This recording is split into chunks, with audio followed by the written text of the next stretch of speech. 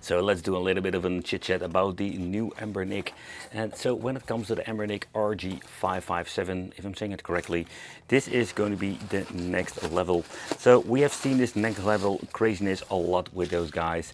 And I can tell you that this time they're going to be giving an answer to all the other brands like the Retroid Pocket.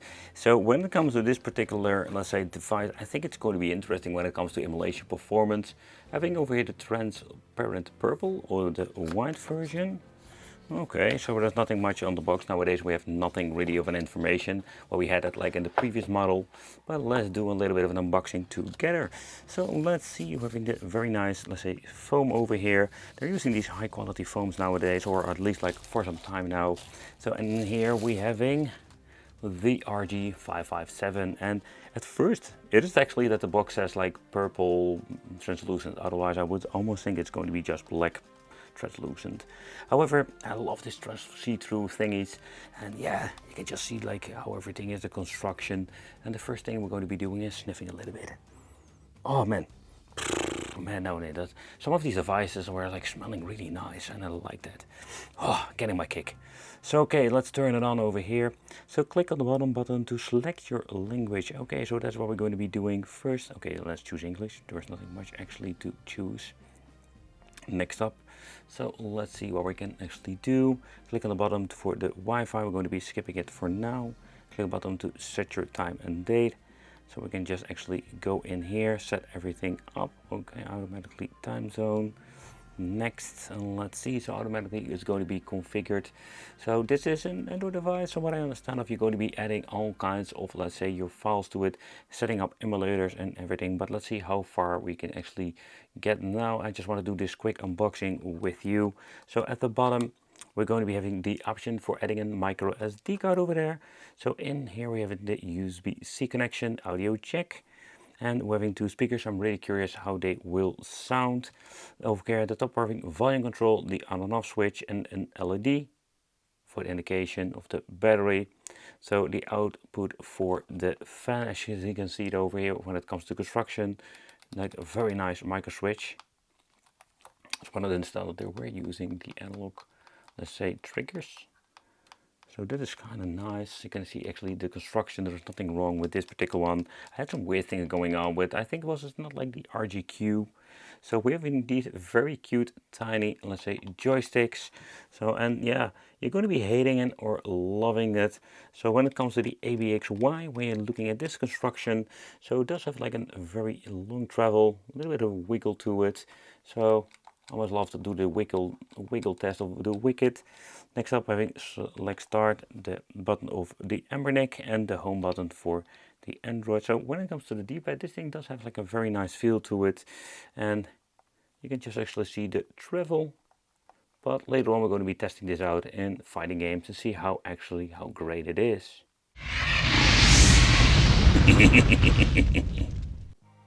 But what is going to be happening when actually booting the device up for the first time, and after the setup everything will be reconfigured. I really hate these Android devices when it comes to setting up, because it's such a pain in the ass. However, we're going to be looking at it, you can see everything is already enabled when it comes to, let's say, emulators. So take note that sometimes it would be interesting to actually get yourself like neither SX2 or Dolphin, but I just wanted to also see unboxing wise what you're getting out of the box. So a lot of emulators have been implemented, so this is going to be super easy when it comes to that. So we're having here the gamepad tester, and so far everything seems to be working just fine when it comes to the joysticks. You see there's no weird things going on over there. D-pad, you can test it out and everything. However, it's kind of interesting to see what you can all do with this device out of the box, and you don't need to go to the Play Store to actually set it up. You can actually do that if you want to, and of course it would be great and something necessary if you want to install some games. I have a lot of stuff to my account, like Street of Rage 4 stuff and games like that, but I want to mainly focus to this. So one of the things you need to do is set up your micro SD card and putting everything in certain folders. There are already some tutorials out there, but just for now I just wanted to do it and showcase the unboxing experience. So when everything is set up, you can use the retro, or actually the retro front end, and with this from Anbernic, it's not like the most fanciest one, But what you're actually getting is a quite interesting concept when it comes to how it works, everything and everything what's going on over there. So, but when it comes to this particular device, they are focusing this on particularly WiiU. So actually when it comes to the 556 model, and we're going to be looking at the 557 now, this particular one I'm holding over here, we have the option to play all kinds of different games. I don't want to focus too much in this unboxing video with, let's say, the Game Boy Color, stuff like that. We'll boot up a couple of games just for fun, but we can do a little bit of more tweaking when it comes to everything. So there's so much actually we can play, and anything when it comes to the price point, you do pay a lot of money for it, but I think it's only going to be necessary if you want to play games, let's say N64, you want to get into the GameCube, Wii and Wii U, and of course PlayStation 2. So adding stuff to it, super easy, drop them in a folder and that's it.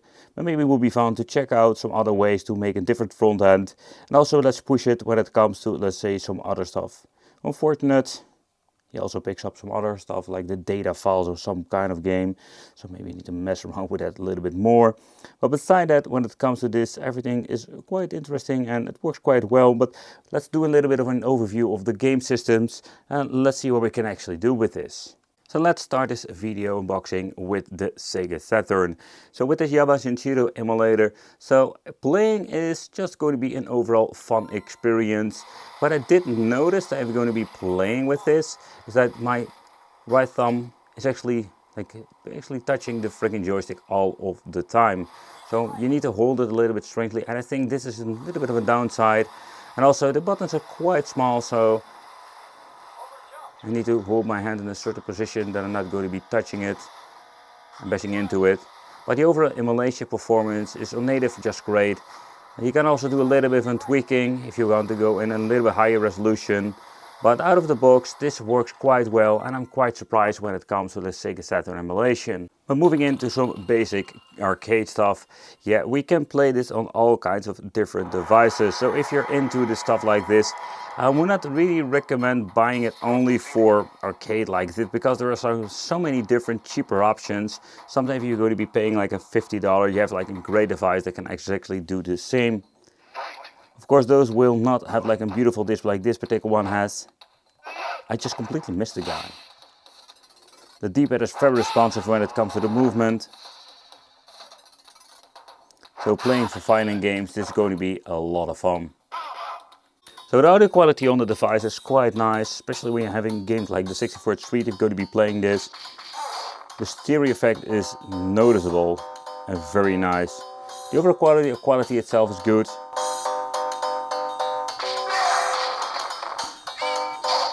I do wonder if we can get Killer Instinct to be running on this, but most of the stuff runs fine. So what is interesting with the Mame, for example, it runs through Retro R. What you can do is pressing once, and here we're having the option to making quick load, quick save, or we can just basically shut down the emulator or hold the button and it will automatically go back. So sometimes it does ask you if you want to turn on the old game. So it's kind of interesting to see we're going to be in GBA. But nothing actually happens. So that is not something that always works. But in this case, let's boot it up. Let's say we're going to be having a new game. We're going to be having the load state. And here you can just see we can just continue with the system and the game to a certain location. And I love it that they implement bezels to have the perfect aspect ratio and the resolution of the original game. But again, the same story applies with this. We have all kinds of different systems that can be playing GBA just fine. So one of the other interesting systems I wanted to check out is the Autonomous Wave with Dolphin Bloom. So this is one of those games that will not run, let's say, superb on, let's say, cheaper devices. And with a device like this, with the power we're having now, we can actually play these games without all this crazy stuttering. If you have some stuttering, it's most to do of, let's say, the performance of the emulator in combination with some settings. And also all of these things, all of these games so far I've tested seem to be running fine.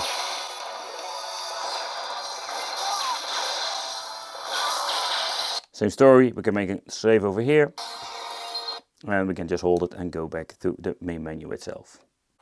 Okay, so we have been playing with all kinds of different devices, or actually systems that can be played on a freaking potato.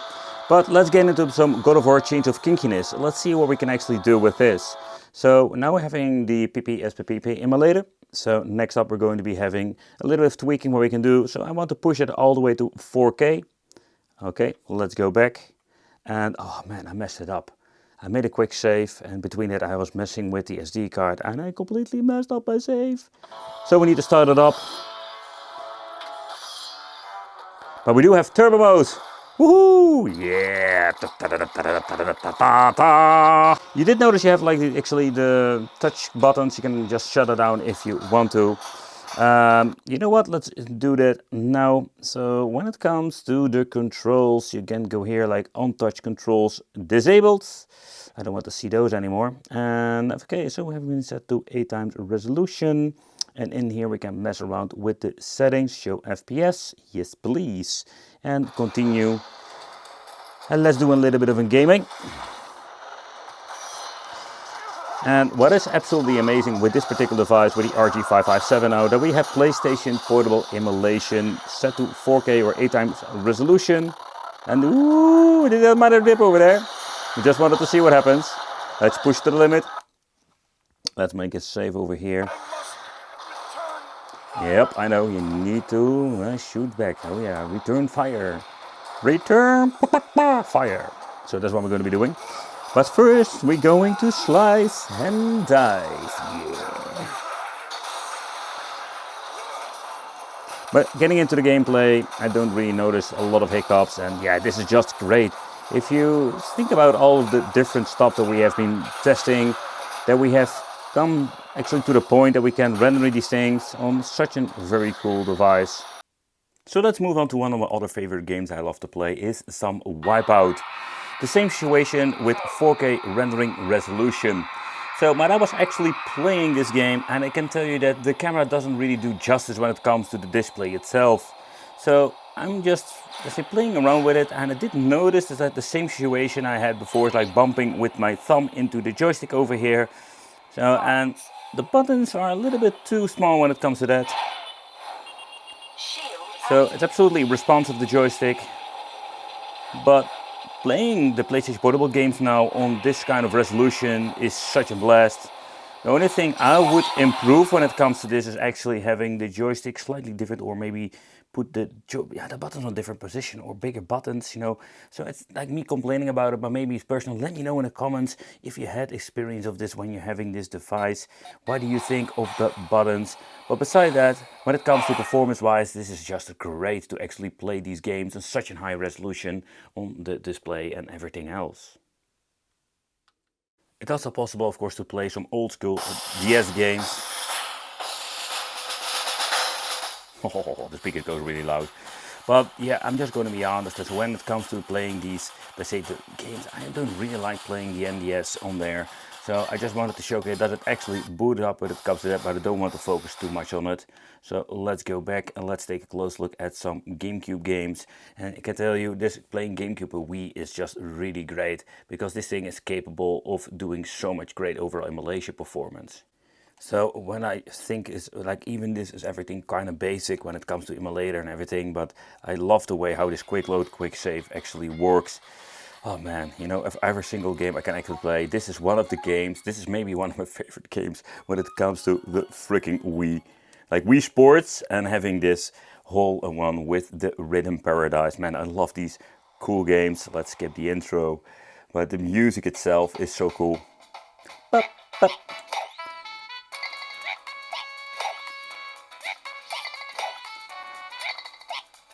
So with the MMJR, let's say Dolphin, I did notice that we do have a little bit of an, let's say, weird thing going on with the audio. So it's quite unfortunate, because this is of course a rhythm game, and also the music is very important. But beside that, this is just such a blast to play this game again with a physical controller, or at least like physical controller that's attached to the system itself, because of course normally you're playing this with the remote. Some do claim they have a little bit of a delay. I don't know, let me know in the comments. Did you ever play Rhythm Paradise? And you should absolutely check it out. But how about overall, let's say, GameCube emulation? This thing is capable of running it. So out of the box, I already mentioned before with the Wii, I did notice that when it comes to the audio, I didn't have like the ultimate experience when it comes to that. However, so what you need to take consideration is that this is just out of the box experience. I just wanted to showcase. And of course we can actually do all kinds of tweaking. Vibration mode seems to be working out of the box as well. And I think it's such a cool addition. And sometimes I do really miss the vibrator motors with some of these devices. Responsiveness of the freaking joystick is great, and overall I must say that when it comes to playing the old school F-Zero GX, this is just my #1 GameCube game when it comes to that. This is the only game I normally play on my original GameCube. So but when it comes to this runs absolutely great. We're still running actually on the normal resolution. So yeah, we can just go to the quick settings. You can actually see internal resolution. We can just try to do a little bit of tweaking with that. It is absolutely possible to do that depending what kind of game you want to play. But again, this is like a situation of what kind of, let's say, Dolphin MMGR or the normal Dolphin emulator. What kind of version do you actually have on here? So that is something we can do a little bit of tweaking later on. Fast Racing Neo of the Wii U. So what I understand of this device is actually going to be more promoted as having the option to play Wii U emulation. So where I do have a little bit of a double feeling with this, because when it comes to Wii U emulation, so depending on how the compatibility is with a certain game, but also don't forget, normally we're going to be playing with a Wii U pad, so we're going to be having an extra screen. You can actually tweak and like mess around with it if you want to. I think it's getting pressing over here the setting button, you can actually show the pad, which you can see over here. So we can mess around if you want to. But if you're having a game that don't really need the pad, that's going to be just great. However, so when it comes to general gameplay, I did notice that has some glitches going on. But where it comes with a non-glitch part of the game, you can see this is like looking really amazing. Graphical wise, this is such a very cool game. You can see the glitching going on over there. Maybe we can actually fix it in the future when it comes to, let's say, a different emulator. But this is such a cool Wipeout clone. I love, man. This is just such a cool game. Really to get into it. It's kind of interesting, kind of weird at the same time, because you have this switching of energy level or shield. Oh, there we go. That's what I mean. And I crashed somehow. But when it comes to emulation performance, yeah, it's going to be a hit or miss. I think we're not there yet when it comes to the Wii U. It's just great. Oh, crap. I accidentally pressed the wrong button. But when you're looking at this, you can also play all kinds of different games. Like a two-dimensional game, Shovel Knight seems to be working just fine. The question remains, so if you're having a two-dimensional game like this, can we get it from the Play Store, and what is the difference when it comes to that? So I've been playing through this Shovel Knight game. You cannot actually see it because I was already get damaged in the first part of the stage. But the point is that when you're going to be playing this runs absolutely perfect. And this is a very fun, enjoyable experience out of the box. And again, I think when it comes to Wii U, it's just fun to see all of these games getting in place on these devices. Just like insane to see how fast everything is moving. Where we had like maybe a couple of years ago, we did have like struggles with PlayStation Portable. Now we can actually play Wii U.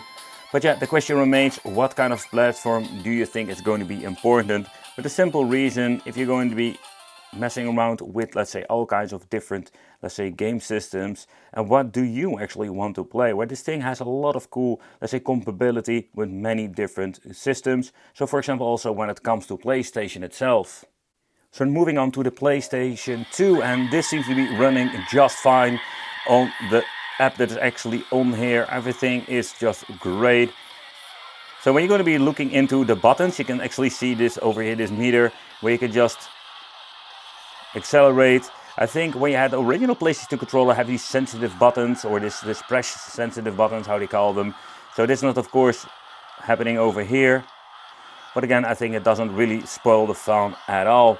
So when it comes to emulation, this is just great. And out of the box, I'm surprised how well it actually runs. Because you would say, like, most of the time we're having like a device out of the box, we do need to do a lot of tweaking. So this is going to be an interesting thing to check out later on. So when it comes to actually, let's say, playing around with it. I made a quick load, quick save, that also seems to be working just fine, as you can see over here. So you need to use the emulator itself. There's not like this fancy menu. Maybe we can tweak it with a different front end. But out of the box, I must say, it's quite nice. So moving on to the Raiden 3 game, man, I love myself some shmups when it comes to that. The only downside is that we're having a game that should be played on a vertical screen like this, and now we're having this very tiny, let's say, screen. I think this is, it's fun that's actually going to be playing, but you know, this massive black bar to left or right, you don't find it really enjoyable when it comes to that. But also this seems to be running fine, and you know, this is just great to see all kinds of games. And again, you can just do a little bit of tweaking in the emulator, go into the settings to see if we can push it out and get a little bit better overall performance to there. And yeah, we have all kinds of settings you can tinker with when it comes to that. But also, let's do a little bit of a chit chat about the God of War 2 game. So let's do a little bit of it, also a gameplay, how this will run out of the box. So the surprising part about this particular device is that it does run quite well when it comes to that. It's an absolutely fun, let's say, overall device. So I didn't want to tinker too much with the internal resolution, just to see what you're getting out of the box. But yeah, this seems to be a very pleasurable and very fun overall experience. Slice and dice with it, God of War. God of War, the change of kinkiness. Oh no, wait, there's a different game from the PSP. But yeah, going through a couple of these games, this is just a lot of fun. Let's make a save state over here. And let's do a quick save. You also have different slots. And that's actually it.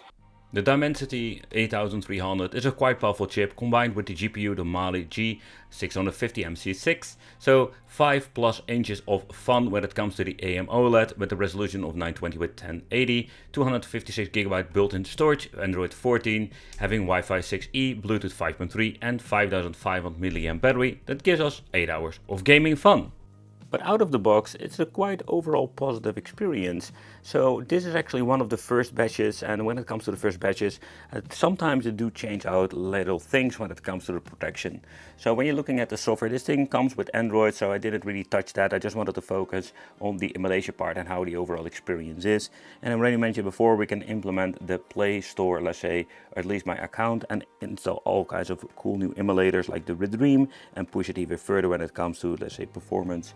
So in here we're having the normal, let's say, things like Bluetooth, and here we can have like the RG launcher turned on and off.